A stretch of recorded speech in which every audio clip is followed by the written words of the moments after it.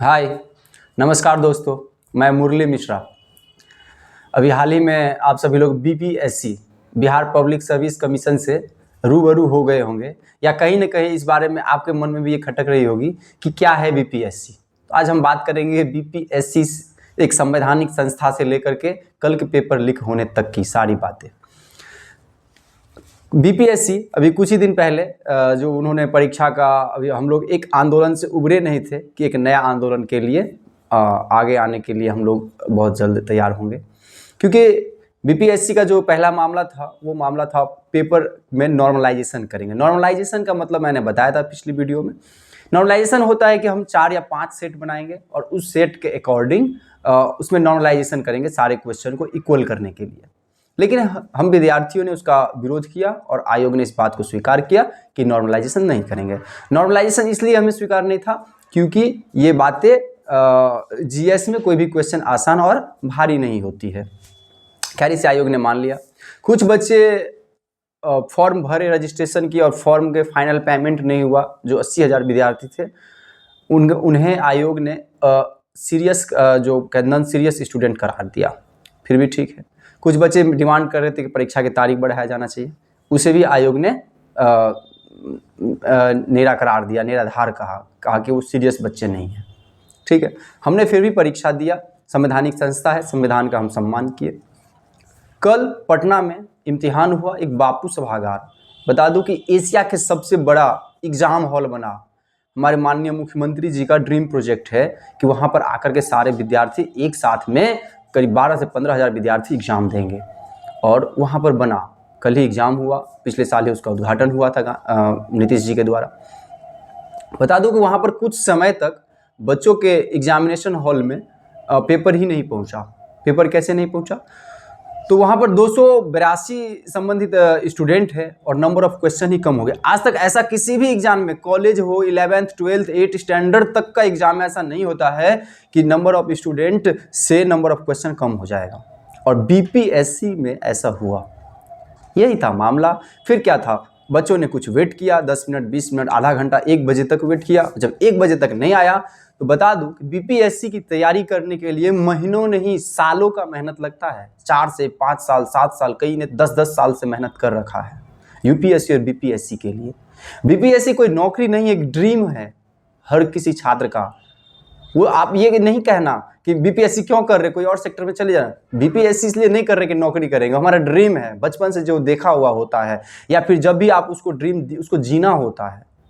वो उम्र की एक सीमा होती है, उम्र उसमें भी दिया हुआ है, सीमा है। तो हम नौकरी लेंगे, बिल्कुल लेंगे।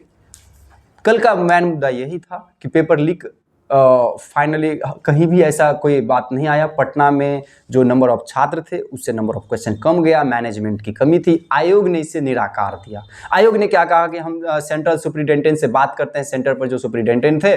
और कल शाम को सूचना मिली है कि जो उनके सुपरिटेंडेंट का जो अंडर में वो एग्जाम हो रहा था, उनका निधन हो गया हार्ट अटैक से।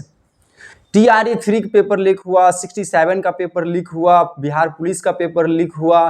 कई बार दरोगा के लिए भी सुनने को मिला, लेकिन दरोगा पे ऐसा लांछन नहीं आया है जो कैंसिल करना पड़ेगा।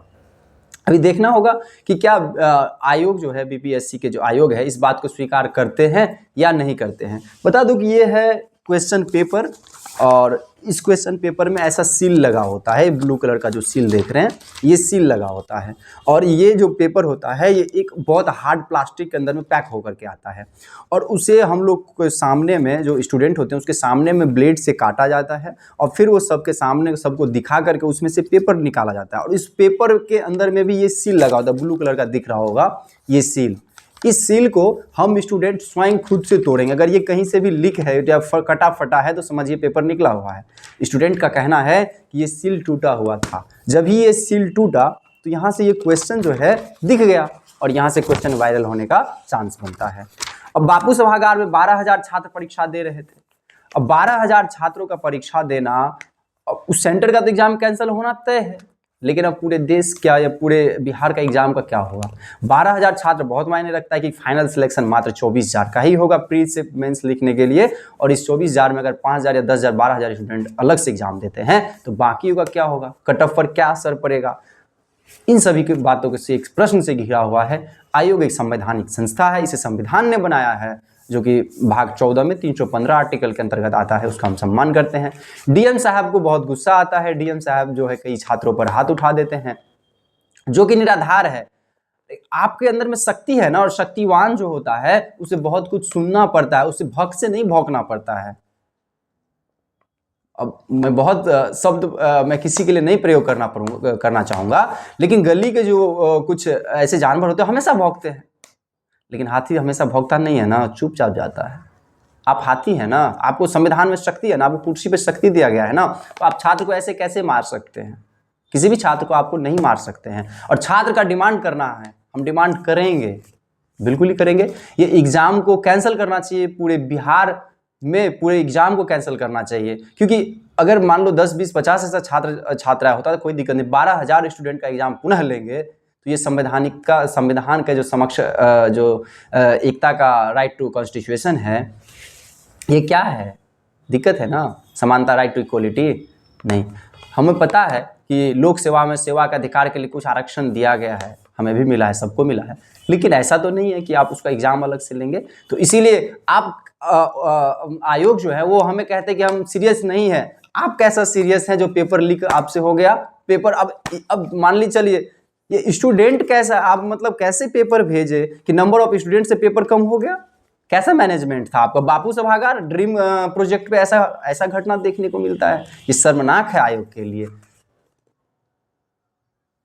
खैर, आज के वीडियो के लिए इतना ही। यही था बीपीएससी का मामला। आगे भी आप लोग जो बीपीएससी में जो कुछ भी आएगा मैं आपको बताऊंगा, और मैं एक वीडियो लाऊंगा जिसमें बीपीएससी के कुछ क्वेश्चन है, उस क्वेश्चन के ऊपर मैं देखूंगा कैसा क्या है, कुछ एनालिसिस करूंगा।